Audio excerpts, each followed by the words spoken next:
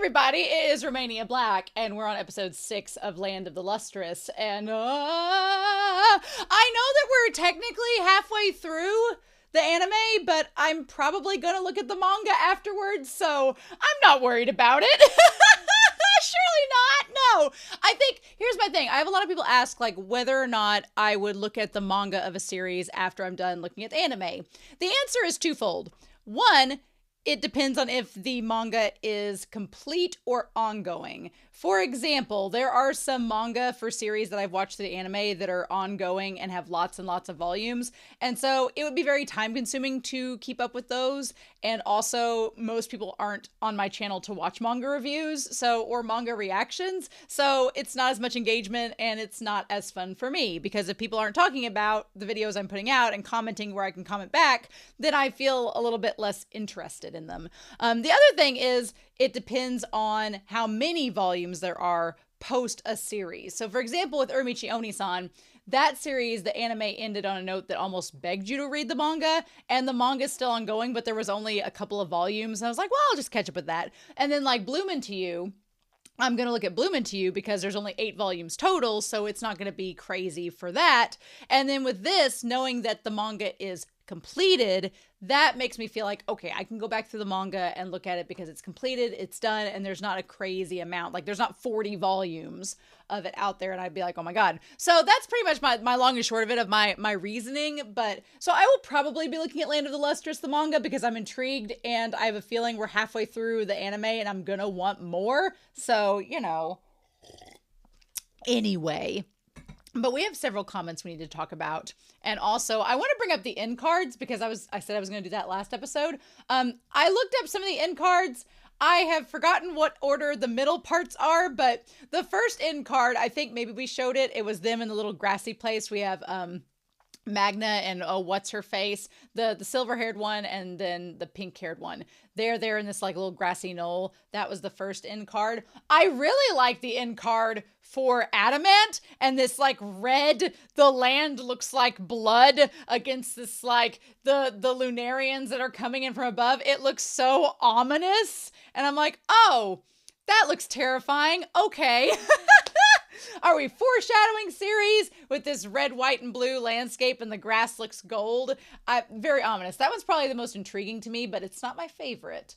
And then I like this one of Daya, the one of Daya on the little plains while they're walking around with the snail.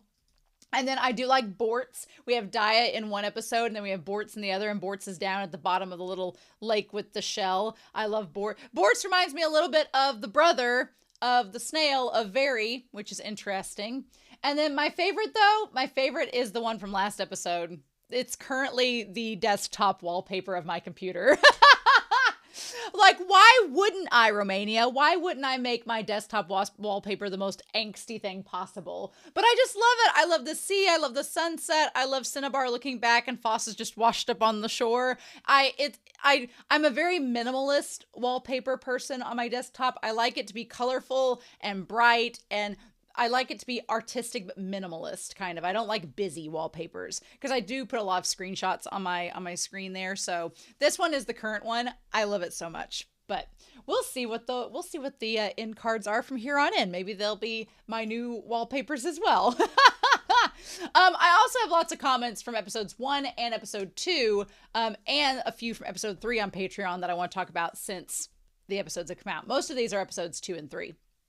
But Ace22 says that Cinnabar and Phos are both individuals that are singled out for their lack of use.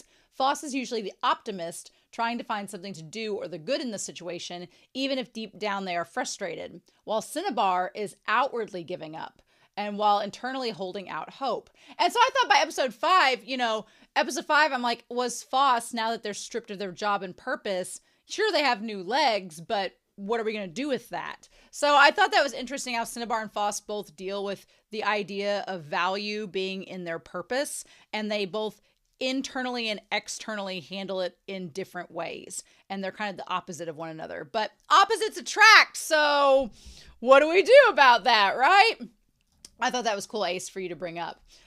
Virtuoso Flux said Land of the Lustrous uses 3D and intermingles it with 2D backdrops and overdraws on top of the 3D renders. They do this with the faces a lot. It's worth noting they spent months on the Jim's hair and did some innovative stuff in the world of 3D rendering and animation. I love that. And yeah, the hair on the gemstones looks so beautiful. It looks so cool. And I love it. Like it took me a hot second to get used to the 3D and 2D mix. But by episode 2, I was like, oh no, this is really, really good. And then I Swallow Apple Seeds kind of follows up with that saying, I recall a producer picked the manga up and decided that it couldn't be animated in anything other than CG and approached Studio Orange to make the show.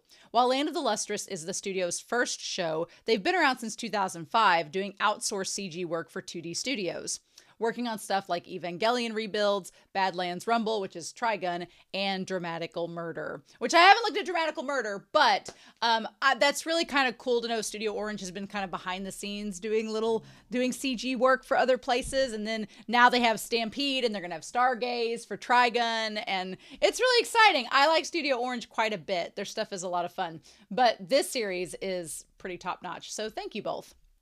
Flip Note says, I actually think when Phos says, I can't live with them or without them, they're referring to Cinnabar's relationship with the entire community, considering Cinnabar is effectively contemplating suicide over not being able to live among the rest. That and Phos is not really having a similar relationship to what's happening with the diamonds. Yeah, Cinnabar makes me so sad because it is a veiled reference that they're basically giving up on life and offering to like end their own existence because they don't feel a sense of belonging. And I'm like, do you not see the aquamarine haired individual that's begging you to be a part of their lives? Cinnabar, I just want to gently shake you. But the same with Phos too. So thank you, Flipnote, for noting that. And then Alexandra Q had notes for episodes 2 and 3. For episode 2, they said, look, to me, watching so much anime has made me almost immediately distrust leadership figures. And Adamant is, to his disgrace, or not, who knows, in a leadership position. Ha ha ha. And the theme of pursuing knowledge is pretty organic. It brings this ageless, timeless feel to the world itself that really fits in and fits really well with this long-lived gemstone organisms. Yeah, we've talked about that throughout the last several episodes, that it does feel like time is kind of at a standstill because of the gemstones and the way they describe things. So that's interesting.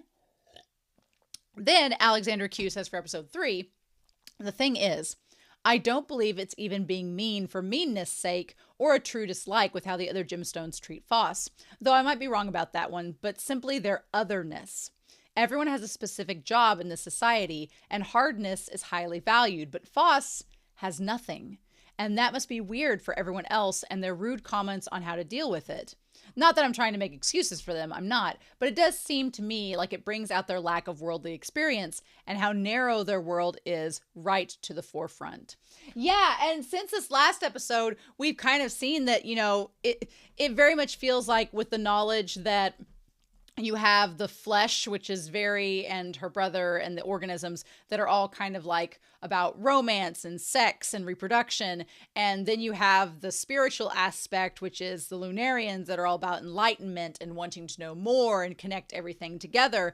Then you have the bone, which are the gemstones, and they're just basically the framework of you have a purpose, you have a duty, you have a sense of who you are, and that's it. And for Phos and Cinnabar, they've really struggled with that. And yeah, it now makes more sense knowing that the gemstones are kind of soulless in a way, that they don't really, it's not that they're being mean, they just don't have any other frame of reference and they don't know what they're saying. And it's interesting that Phos and Dia and Cinnabar seem to be the three that are affected the most by the words of others with the gemstones. I don't know if there's any meaning to that. If Adamant knows something that we don't, I feel like he does, but we'll see. And then Isabel Ab SP 1727 says, one interesting detail about the information dump at the beginning of episode 3, episode 2. It feels like a history lesson because that's kind of what it originally was. In the manga, the scene last episode where Phos and Adamant are running to go save the other two from the sunspot, Adamant asks Phos to recite their history on the way there, and that's when we get the information. So yeah, all the information that is present either at the beginning of episode 2 or 3, apparently in the manga, was being recited as they were running to go help from the Lunarians. So That's interesting to me. I told the moderators, like, I don't want to know anything from the manga if it's going to give away a plot element or something about the characters that I'm going to find out in the future. But if it's after the fact and stuff like that that's ordered a little bit differently, I don't mind knowing that, because that's not a spoiler. It's just, if it's going to tell me something that I'm going to find out from the show later on, then I don't want to know about it just yet. But that was really cool. So thank you, Isabel. And then finally, Moomin says, so yes, Phos being absorbed into the snail shell in episode 3 is now able to understand the snail. What does that mean? Will we be able to find answers to these and more important questions? Who knows? Yeah, I find it interesting that Phos absorbed into the snail shell, and now they can understand Very. They now have legs made out of the brother. So is Phos going to become this like hodgepodge Frankenstein of all of these organisms? Is Phos going to become what the Lunarians want humanity to become? Is Phos going to absorb bits and pieces of the flesh? Are they going to get parts of the soul from the Lunarians? Are they going to become this savior figure coming from nothing and starting from the bottom, and now they're here? Who knows? Who knows? We'll just have to find out, won't we? But I've talked for over 10 minutes, so it's probably time we should start watching the episode. But thank you all so much for your comments. I'm super excited to start this episode and see what we get, but we're not gonna waste any more time. We are gonna start Land of the Lustrous, episode 6, and I've actually got the right language track for the first time, so I feel successful. And we're gonna do that here in 3, 2, 1, and let's go.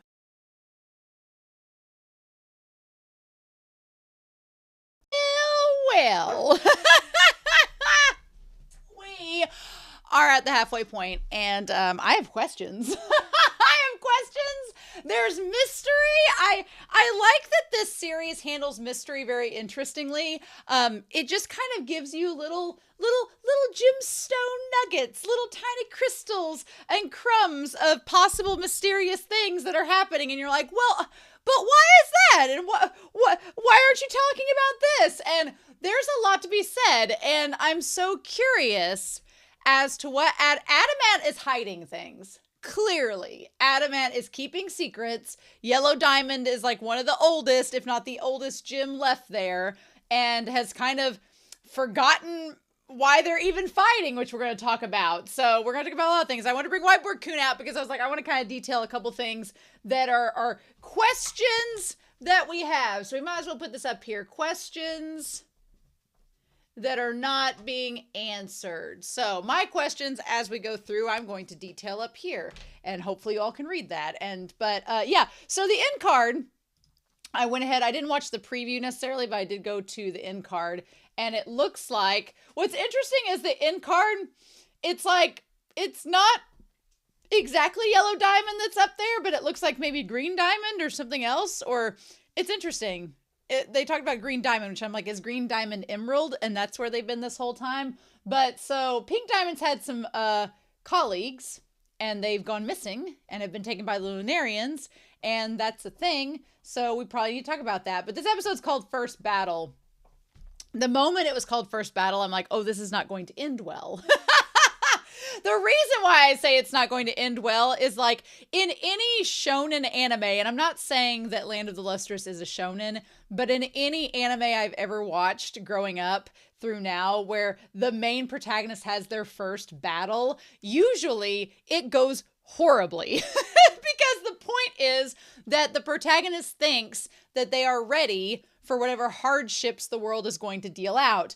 And the world in turn says, nuh-uh, you think you're ready, but you are not ready at all. I think of Attack on Titan, the first battle in that series. I think of Naruto.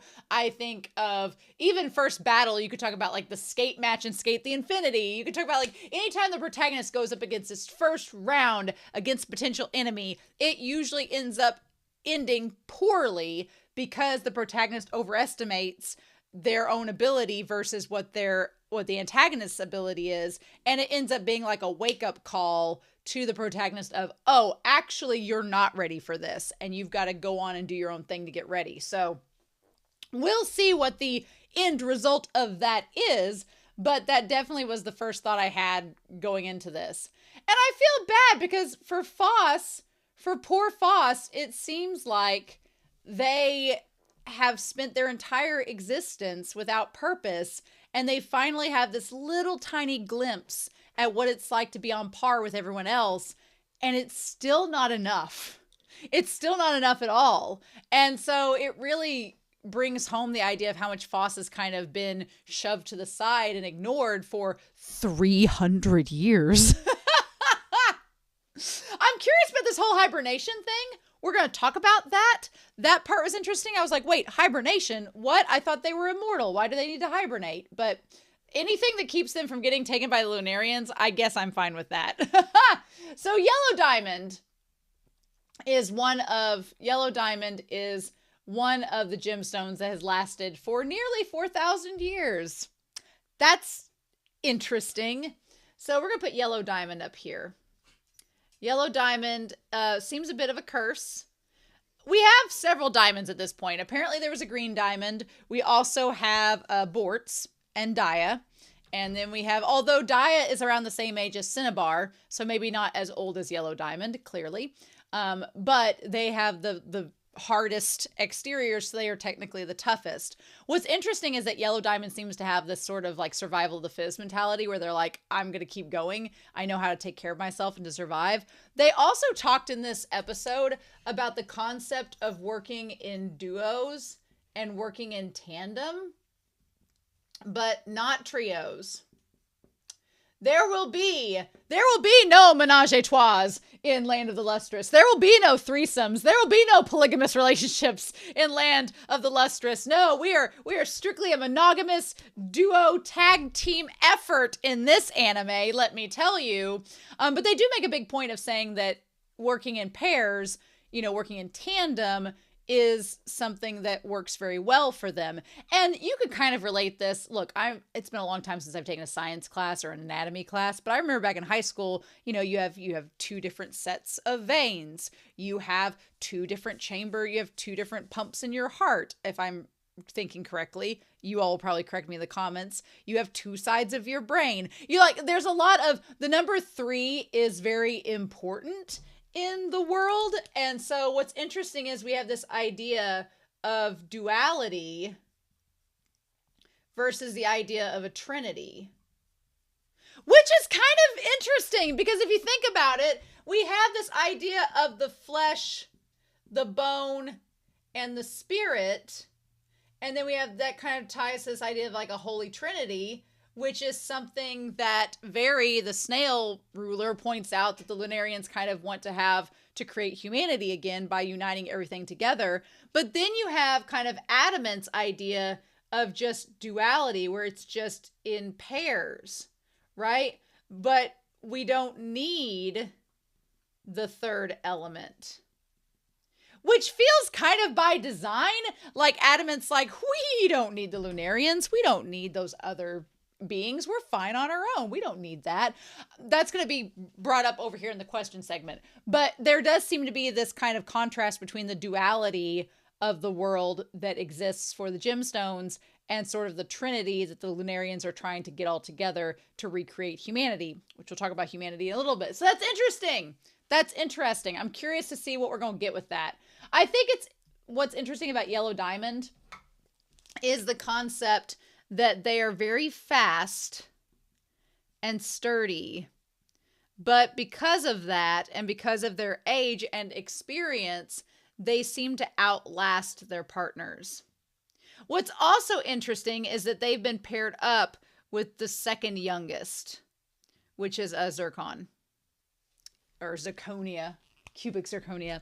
They've been paired up with the second youngest of the gemstones. So here's my question, and I'm going to kind of put this down here, is the gemstone ages. Like, how How does that work? They don't really explain that yet, and maybe they'll explain it as we go, but why has one gemstone been around for 4,000 years and then Phos has been around for 300 years? Did Adamant go on an archaeological dig and find little baby gemstones and bring them back and to his little nursery for gemstones and nurse them up to where they are now? How do gems age? How does this work? How do their birth? Whenever Phos said that they were 300 years old, I took that to mean that they were all around the same age and they've all been around for like 300 years. And I was like, oh, that's quite a long time. But Yellow Diamond brings up that they've been around for nearly 4,000 years. And I was like, how does that work? Is it a cycle of rebirth? Is it the concept that because we've established their memories are tied with who they are? So is it one of those things where being reborn just means that you've been fragmented so much, your memories have been lost, and when you get put back together, you are recreated, but with new memories? I don't know. Has Yellow Diamond just gone 4,000 years with never being put back together again? I don't know. I don't know how that works. But yeah, I will say, seeing Adamant come down the line with the others, they look so intimidating. Adamant looks like a force to be reckoned with. I think it's also interesting that Adamant is in this black giant cloak. Also interesting is that we have this concept of Buddhist elements with the Lunarians. And Adamant, who is a gemstone, they do use a gemstone-like attack at the end to destroy the Lunarians. We'll talk about that later on in the episode. I want to know, like, Adamant's entire look does not match the other gemstones, which to me signifies that they are the eldest, however old that is, and they've been around the longest, and they've been away from the Lunarians the longest, and we don't know the reasons why. But my question is, what is their connection, and I'm sure the show is going to give us answers, to the Lunarians? Why do they have this connection? Why is that? Like, why they seemed super freaked out whenever Phos said they knew about humans. So why is that? What's the reason? Why does Adamant look like he would belong, or they would belong with the Lunarians because of their design? Why don't they have hair? Why don't they look like the other gemstones? We don't know. And I'm assuming maybe the show will eventually tell us that. I don't know. But yeah. And Yellow Diamond says, always so fast. Whatever the case may be, Adamant is pretty gung-ho about not letting the gemstones get taken by the Lunarians. Poor Zircon having their necks severed. That part was... this show gets away with such grisly things happening to its characters because they're gemstones and there's no blood. It gets away with a lot of what would be gore if there were actual blood involved. I do feel bad for Rutile. Rutile seems kind of a little bit at their wits' end because they've had to do all this reparations to Phos. So they seem like they're super tired. But yeah, so Zircon's neck broken from an arrow and hit his leg. And they're like, yep, Zircon is the impressive one, having sustained minimal injuries. Zircon is the youngest after Phos and yet is truly remarkable. And then Yellow Diamond says, no, they're just an idiot. Why would they cover for me? And they're like, because everyone respects you. And Yellow Diamond seems kind of like, Yellow Diamond kind of pauses at that and says, everyone I've been paired up with has wound up on the moon. And so then they go into this monologue where they talk about the ones that have been lost. So the ones that have gone to the moon, which answers some of my questions, there is a green diamond, which I'm assuming is emerald. And then there's ruby. And then there's sapphire and topaz. The ones that I instantly thought of, and pink topaz. The one gems that I instantly thought of when we started this series, of course, are the ones that have been taken to the moon. Damn it. And they seem to be the oldest ones, like Yellow Diamond, which is fascinating to me. And so as Yellow Diamond is gluing back the neck of Zircon to its body, Yellow Diamond says, I'm not worthy of respect. I'm only the oldest because I escape the fastest. I'm 3,597 years old now. I think that I want to say that Yellow Diamond's voice actor is the same as Armin from Attack on Titan. They sound the same, but I could be wrong. I'm not the best at telling voice actors. But they definitely look older in this little moment here. But the part that kind of stuck out to me was when they said, I don't remember why we're fighting anymore. They're like, I don't even remember why we're fighting. So there is like a good question there of why are we fighting the Lunarians? This brings up a really important question, because have they been fighting the Lunarians for 4,000 years? That's insane. What? So is this also all a dream? Is this all a dream? Because I don't know, the fact that Lunarians come in on what looks like a psychological Rorschach test and to say like, what does this look like from your dreams? I don't know. I'm sure it's not a dream and this is just the fantasy world, but I think it is relevant to note that Yellow Diamond does not remember why they're fighting anymore. And they should remember because they're immortal, but it could be, has part of their memory been taken away? Have they lost that? Why don't they remember? I mean, it's not like they function like human beings, so what's the deal? We don't know. But in any case, that's when Rutile knows the bench and then suddenly remembers. There's a lot of interesting things about memory in this episode, because we have Yellow Diamond saying they don't remember why they're fighting anymore. Rutile seemingly forgets about Phos sitting on the bench and then freaks out and is like, where is Phos? So there's like little things with memory. And then, of course, there's Phos not remembering the conversation with Very in the Sea, which I was like, are you freaking kidding me? How plot convenient of you to not remember these things. Ah! Although, thank goodness they remember Cinnabar. I'm like, I will forego you remembering losing the memory of that stuff as long as you remember Cinnabar. Anyway. So yeah, the interesting thing about memory is that it's kind of lost in this episode. And Rutile's like, where is Phos? And then, of course, they go to find Phos.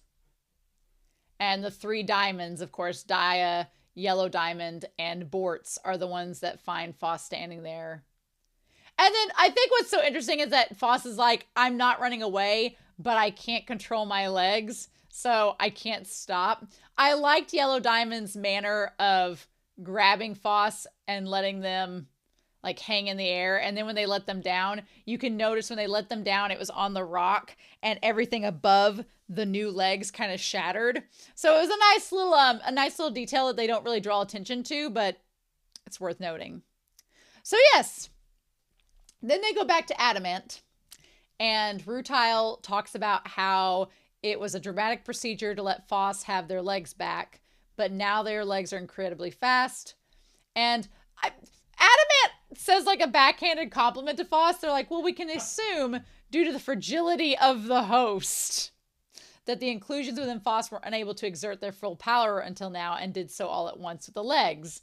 And I'm glad Phos doesn't take it as an insult. It kind of is. I'm curious about why Adamant is so intent on protecting Phos. I mean, Adamant seems to want to protect all of the gemstones, and they seem keenly aware that Phos is the weakest of them all. So Adamant doesn't want Phos to get, captured any more than anyone else. So he just keeps them out of the way. But Phos is like, I've got potential. Isn't this great news? Phos just takes all the news and handles it the best. And the best that you can. But then Yellow Diamond says, you've just got luck on your side. Nothing more. And so Phos is like, all right, I want to put these legs of mine to use and join the battle. And Adamant's like, yeah, I get what you're saying, but I don't think you realize how you're not ready. And so that's when I love that Phos reaches out to Yellow Diamond being like, be my partner, most honorable of diamonds, member of the honorable diamonds. I love it. And Yellow Diamond's like, no, absolutely not. Use that brilliance of yours to aid me. And Yellow Diamond's like, no, I have Zircon with me. I love Phos being like, but I'm younger and spunkier than Zircon, which is super cute. Phos is just such a bean, a precious bean that I want to protect more than anything. Oh. I like also that Yellow Diamond refers them to themselves as old, even though they look just as young as anyone else. I do like that Yellow Diamond says, I don't think I could handle you, which is such a lie.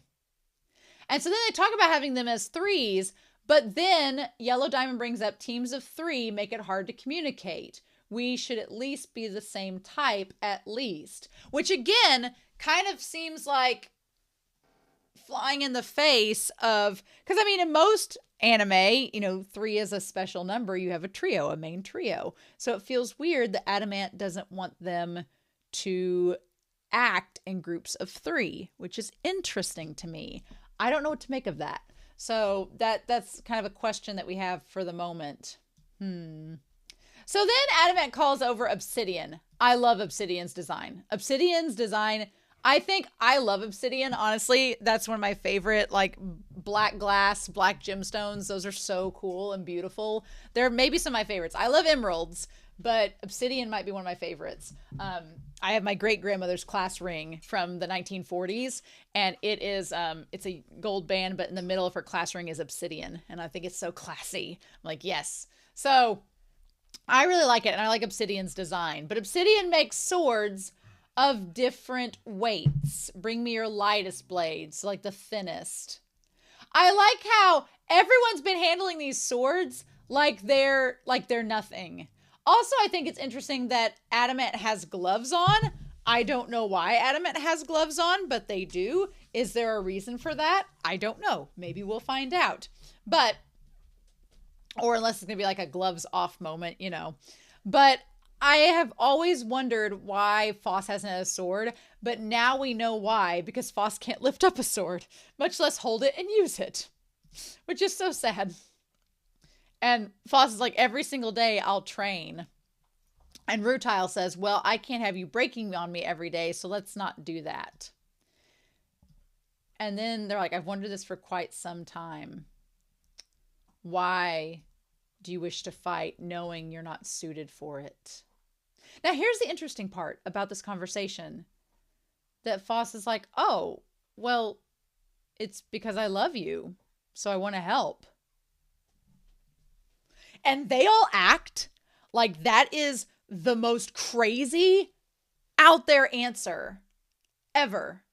And I wonder if it's because Phos has mixed with the snail, because we know that Very and them, they're part of the flesh. So they're part of fleeting feelings and romantic, you know, feelings and things like that are, you know, temporary, not like the bone that's immortal. So for, you know, the gemstones, love is a concept that they're like, we don't really know what to do with it because we're just, you know, there's these immortal plane beings. But I wonder if because Phos has, you know, combined with the snail and now combined with the brother with the legs there, if it's enabled Phos to have these feelings of love and to be able to express them. Because the moment Phos says, well, it's because I love you and I want to help, Yellow Diamond's like, oh, like, and Rutile's like, oh, we don't know about this being an answer. And even Adamant's like, oh, love? How can you feel love? You're a gemstone. Like, they all just treat like Phos's statement, which is the most sincere thing, like it's foreign. They're just like, what? And Phos is just looking so earnest in that moment. Like, yeah, isn't that why you all fight? You guys fight for the same reason. What other reason would there be than to protect our friends and the people we care about? And Rutile and Diamond are like, sure, that's why we fight. Although Yellow Diamond just said 10 minutes ago they didn't remember why they still fought. So the fact that Phos answers so sincerely from their heart, Yellow Diamond's like, I didn't know why we were fighting, but sure, of course, because we care about each other. I feel so bad for Phos because they just don't seem, and they're like, the ones on the moon have always loved him too. So here's my thing too, is Adamant has always been sought after. The moon Lunarians supposedly love him too. I want to know his past. How did he get here? What has he told Yellow Diamond? What does Yellow Diamond know and not know? Like, what the fudge? Like, we need to fight on their behalves as well. I like Yellow Diamond in that moment is like, we need to fight, to keep Adamant safe here because we love him as well. Right? And Phos is like, sure, that makes sense. I love that. I love Phos. I love that moment where Phos, it's like at the 9-minute mark where Phos is trying to like smile and agree, but they're also trying to hold up the sword and they're like, that part was really good. Like, yes, my amazing brother. And Yellow Diamond's like, well, it might be fun having you as a teammate, but I'm not going to be the one. And Adamant's like, well, you're no shape for battle. So instead, you should go on a watch, on lookout, and you can go with Amethyst. And Phos, of course, is like, this is amazing. So then the mood totally changes. The sunset comes in, the mood shifts, and Adamant's like, I want to hear about your reports of the sea. And we know that Phos said that the sea was big, large, and scary, but they didn't say much else. Of course, for the plot convenience, they won't let us know anything. Phos doesn't remember anything about Very or the brother, all that jazz. I'm like, are you freaking kidding me? But what they do remember, and Rutile tries to stand up for Phos by saying, well, they lost a third of their memory, so that's expected. But then Phos is like, okay, it was big, and it was vast and wide, and there were humans. And the moment they say humans, Adamant has the wide-eyed anime, like shit's about to go down look, and looks terrified, which is not a look we get with Adamant very often. And Yellow Diamond's like, humans? What the heck are those? Yeah, like, the fact that Yellow Diamond, who's been around for 4,000 years, doesn't know what humans are, but Adamant instantly is like, shit. Adamant knows something and is not telling us. And so they're like, yeah, humans were... And then Phos is trying to remember what humans were. And what we know from the last couple episodes is that humans were split into 3 different subsects, which are the gemstones, the Lunarians, and Very and the fleshy organisms. But that's all we know. What I don't understand is why the fact that Phos knows this is such a problem spot with Adamant, because Adamant puts their hands on the table and the table breaks in half. Like, Adamant is pissed and does not like the fact that Phos knows this information. And Phos is like, I can't remember anything else. And Adamant's like, okay, good. Good that you don't remember anything else. But Phos is looking like they're trying to remember. And they all note how Adamant seemed a bit off by all of that. Now, Rutile and them try to say, well, he's probably just frustrated because Phos couldn't remember anything. And I'm like, no, Adamant's mad because Phos might know more than what they need to know. So, it says Phos is fortunate to be able to move again even faster than before that. And says, since they cannot be as they were, the only option is to improve upon themselves. Meanwhile, we go back to the table in Adamant. The table that was splintered down the middle, Adamant has ripped apart. By the way, the table is ripped apart, sitting in 2 pieces. Like Adamant's torn it apart. What? What is going on, mind you? I was just to the point where I could trust this authoritarian figure. Now you're telling me I need to be suspect again? I need to be suspicious of him again? Really? Really? Okay. I keep wanting to say them, and I call Adamant a he, which we all know that they are they. And we don't get to see Adamant's response as they look out the window. We don't get to see that, which is so frustrating. My wondering is, and I know this is a very flawed reason, and I know it's very vague, and the show will give us more information that will lend to this theory evolving as we go. But I wonder if Adamant was originally with the Lunarians and ran away and doesn't want to become part of them again, or if Adamant doesn't want to become human again and doesn't want humanity to be restored, so they're trying to keep them separate. And I wonder if Adamant is afraid that if the gemstones find out what Very and the others know, then they'll be like, oh, well, that sounds fun. Let's go meet let's do that. Let's bring humanity back and let's go get with the Lunarians and do that. There's something not being said. And Very, the snail ruler, makes it seem like the Lunarians are very villainous and doing bad things. So you would think that you'd want to side with whatever Adamant's thoughts are. But I'm like, you're not being honest to the other gemstones. So that makes me suspicious of you. Why? So I want to know why. And the show's not telling us. So then there's Amethyst. I love Amethyst with the twin braids and it all becomes one at the base of their head. There's also a drag queen named Amethyst that wears clothing of this color, which is really great. But I also like I get Flotsam and Jetsam vibes from Amethyst. I also get the idea of the twins from The Shining. Every twin in anime, especially identical twins. Yeah. So, but my thing was, what is the deal with Amethyst 84 and Amethyst 33? Can I look this up without being spoiled? Amethyst 33. Is there a, I just want, what does it mean? Is there a reason? Why are they called these? Does that matter? Will they tell us things? What does that mean? Japanese twin amethysts. Let's do that. Amethysts. Will that give us anything? Oh, okay. Here we go. Oh, my dog's being so silly. Oh, okay. It says amethyst twins. Oh, okay. So they're like, the amethyst breaks off into two segments and it breaks off at a certain angle. So, okay. The amethyst Japan law, the twins law.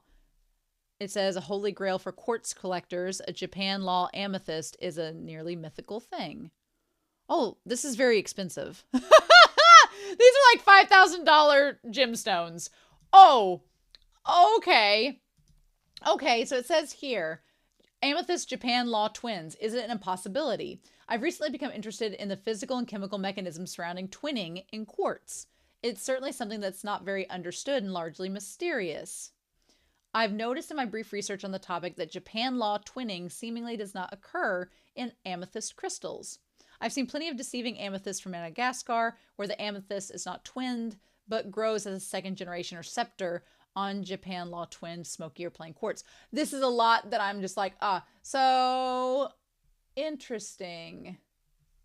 So basically, it seems like the twin amethysts, some people are questioning whether it's actually organic that it happens or whether it's synthesized. What? So, okay, so apparently the 84 and 33 is like the extension in which they grow. So it's connected to the type of amethyst that they are. That's interesting, but curious. Well, that brings up a whole question about synthetic crystal growth. Is amethyst growing crystals? Is amethyst playing around, messing with science, playing God? What are we doing? I have so many questions, and this show I know is going to eventually give me the answers I want. It's just, I have to think about them in the moment. So yeah, of course, we see that Phos has the aspirations of every anime protagonist, and that is to have their chance on the battlefield, to prove themselves and show that they can do things. And the sad part is if Phos was still able to make the encyclopedia, they probably would have a sense of purpose and wouldn't want to go to the battlefield, but they haven't been able to do that successfully. So this is like, to them, their last chance to be useful. Now that they have these legs, it seems like it'd be fine. And then Phos says, I've got to be getting close. And then we pan over to Cinnabar. So it feels like Phos wants to prove that they are worthy and have value. And if they can do that, then surely they can find something to help Cinnabar with by maybe proving to Cinnabar, look, I can do these things, so can you. So whatever that may entail, we'll see. But anyway, they get up, Phos gets a sword, and so we see all of says the likelihood of a Lunarian appearance today is 11%. Well, today the Lunarians don't show up, but the next day they sure do. And so Jade's going over all of the different possibilities. We see obsidian, we see red beryl, we see zircon, they're back. We can see yellow diamond, all the others. And says, y'all just do your normal routine. And then Phos is like, all right, you and Amethyst are going to patrol the Western Plateau. The thing that's so funny is that Phos is trying to practice sword fighting, but every little thing scares them, like the jellyfish, the beetle, the butterfly, and they just get exhausted having to practice, right? So we go back to the place where they all stay at. There is a bell on top of it. That's the signal bell. Poor Phos, making the rounds and being mentally exhausted from their nervousness. I'm in need of long-term rest and recovery. And Rutail's like, you'll be fine. Don't stay up and get some slate and get some sleep. I wanted to make note, what did they say about, did they talk about the hibernation when the twins bring Phos back the first time? Because it does seem being colder outside, maybe. Interesting. What do they make note of? I guess they just leave there. There was something about hibernation brought up, but I'm sure we'll get to it eventually. So then they say they're going to collect seeds from the powder flowers today, that Rutail wanted them to do so. Okay. And they're like, while we're on patrol, that's too much. Doing two things at once.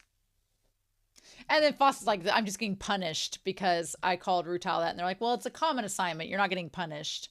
It's pretty normal. So Phos is like, fine, I'll go collect all these little powder things. And that's what we'll do. So then third day is a charm. Like I said, 30 times a charm, right? You have the third day they attack and there's 3 of them in a group together. It's all coming together. They made a point of saying that communication is harder with 3 and that it's harder to work in tandem. They did that when they first met Amethyst. So I'm just so fascinated. The idea of the symmetry versus having things in a trinity. Also, poor Cinnabar just kind of being off on their own. So then the Lunarians show up again, coming out like a rose arch ink blot. And then the idea that they all rise from the bottom and work their way back to the top was crazy. I did think whenever the main statue with the basket showed up, they did look a little bit different than normal, which made me be like, okay, is it going to be harder than they usually are? Because Amethyst seems like they're used to facing both of them. Like they're used to fighting the Lunarians and winning. And they're like, oh, just watch us, Phos. It'll be fine. But instead, from inside the lotus pod comes this flower that blooms. And from the flower come these spikes that look like a Venus flytrap and connects both of them and crushes them together. Yeah. Nope. This is creepy. What the fudge? Why is it this flytrap? What is happening? What causes this? What are these alien-like beings? And then they tell Phos to run, but then they get like smashed into so many, like hundreds of crystals. And then they kept calling out to Adamant, being like, Master, as they're holding each other's hands. And as he calls out, then comes Bortz. Like the whole thing is about to wrap up like a heart, like a lotus blossom, about to wrap up and get out of there. And then, of course, Phos feels helpless because Phos was not able to fight back or protect them. The thing about it is that the Phos wasn't a distraction during that battle. If the 2 of them had fought by themselves during this, they would have got captured either way. So it wasn't Phos's fault. They would have got captured regardless. Phos didn't get in the way. They didn't seem distracted by Phos. But of course, poor Phos feels like they're a failure now because they weren't able to protect them. And then everybody else shows back up and Bortz, sweet Bortz, badass Bortz goes in there and breaks apart the it looks like the teeth of the Venus flytrap has been made with gemstones as well, which is interesting. So the Lunarians' weapons, which they did earlier with Hermodite or whatever their name is, the weapons are made from the gems as well, which is terrifying. But yeah, Bortz breaks it, and then all the different pieces fall down, and Bortz smashes them up. And as they're smashing them, everyone's collecting all the pieces of amethyst that has fallen, which is insane, by the way. And then the moment the adamant shows up and Phos slowly turns around, you can feel how disappointed Phos is. You can feel how sad Phos is in that moment. Like, I'm a failure. I couldn't protect them. I went to the battlefield to get a taste of the fighting that you all do, and I've just been proven how worthless I am in terms of this fight. And you all had to come in, because if they hadn't shown up, Amethyst and then would have been gone. Amethyst would have been taken away. And then, and the thing is that Adamant doesn't even look mad at Phos. They just look sad. Bortz is the one that's mad. Because then Adamant brings out their hand and like pats. The thing that gets me is Phos's gaze goes towards Adamant, putting the head on Bortz. Like, good job, Bortz. You saved Amethyst. Which, of course, would probably make Phos feel terrible. Because they're like, I didn't do jack. And they're like, Phos, get back. And then that's when Adamant walks up, has their hand out. Okay, so they took the gloves off, did the snap like Roy Mustang. And then we see all the little stones that are around them. Now, Adamant says, you poor thing. And sends the rocks flying like a meteor, which breaks apart the entire Lunarian thing in this big cloud of rainbow dust. Huh. I don't know if Adamant is saying you poor thing like to Amethyst for getting crushed up, or if Adamant is talking about the Lunarian saying you poor thing. What do you know that we don't know? Why won't you tell us your secrets, Adamant? And then poor Phos is like, oh, well. And that's when Bortz is mad, being like, explain yourself. And Phos is like, I didn't do anything. And that's the problem, as everyone's trying to gather amethyst. Oh my gosh, I feel so bad. I feel so bad for poor Phos. Phos tried to get involved, tried to help, and amethyst was nearly taken away. So we'll see. I don't know how they're going to collect all the pieces of amethyst. They were like scrunched into tiny, tiny little pieces, and some of it went into the ocean, I'm sure. So are they going to like make amethyst back into a baby? What are we doing? Do they go into hibernation to regrow themselves? How does that work? What is the hibernation? What does Adamant know that he's not telling us? Why is Adamant not telling us? I don't know. But I know that the series, whether it's in the anime or the manga, is going to tell us. It's just a matter of time. So I feel so bad for Phos, though. Phos is going to be miserable next episode, and I'm not ready for that. So anyway, I am excited and ready to hear your thoughts down below of what you all thought of this episode, but crazy times. So I hope you all have a wonderful week. Please stay safe, take care, and yeah, I'll be back very soon with more Land of the Lustrous. Bye!